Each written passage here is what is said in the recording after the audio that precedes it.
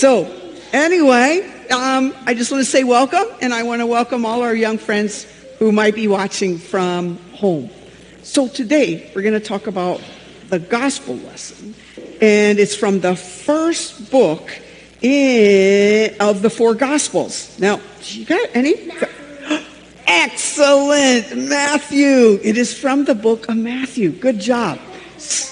Like your dad's name, right? Yeah. All right. Go hug him. All right. So, from this story, okay, Jesus gathers the disciples, right? And he asks them to go do something. He asks them to proclaim the good news. And that means to go out and share the good news, okay? And when I heard that part of the story about going out and sharing some news, it reminded me about part of the story of Juneteenth, which we're also talking about today in worship. So I just want to share just a little bit of this story with you, and we can be close like this as I read it, okay? We celebrate Juneteenth to remember the day when the last enslaved Africans in the United States became free. Long ago, the first enslaved Africans were brought to America. They had to work hard, but they were not paid. They had to do whatever they were told to do. Sometimes that happens to you. This happened to them all the time, okay?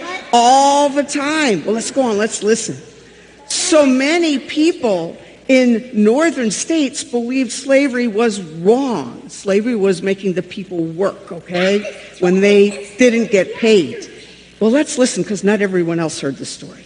But landowners in the southern states did not want the northern states telling them to end slavery. So the North and the South fought the American Civil War. President Abraham Lincoln issued the Emancipation Proclamation. It said that enslaved people in the southern states would become free on January 1st, 1863. On New Year's Eve, 1862, Africans waited and they watched. As the new year dawned, they rejoiced in their new freedom. But not all of the enslaved were freed that night. Okay? In Texas, far, far away from the nation's capital, they did not know they were free. So here's part of sending out to take some news. Finally, 2 years later, Union General Gordon Granger brought an army of 2,000 men to Galveston, Texas. Black soldiers called the U.S. Colored Troops came as well. And on June 19th, 1865, an order was read all across the city. It said that all enslaved people were free. This brought great joy to the newly freed people. So usually good news brings joy to people, right? Well, I'm going to go back to our gospel lesson now. So in our story, Jesus tells the disciples to go out and share the good news about God's love for each of us. And he tells them to go out and heal people, okay? But here's the thing. He doesn't just call the disciples to do that. I want to show you an illustration, a beautiful illustration. And here you can see Jesus sending out the disciples, and it says he sends them out to proclaim the good news and to heal. He doesn't just call his 12 disciples to do that. He calls us all to share that good news.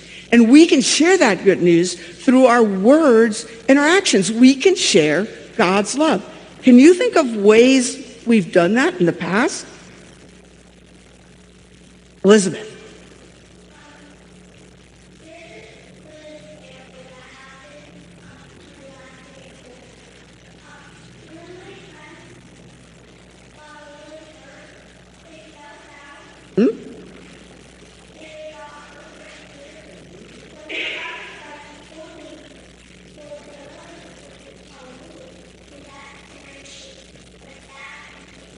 That shared the bad news, but that allowed you, here comes the good news part, right? Because you could help, right? You shared God's love by helping, right? Well, I was thinking of some things we did in Sunday school. So if we look at the next slide, I don't know if you remember this. Remember this picture? And we're holding up onesies. Remember when we collected onesies for families in Allentown? And that helped families who didn't have enough clothing for children.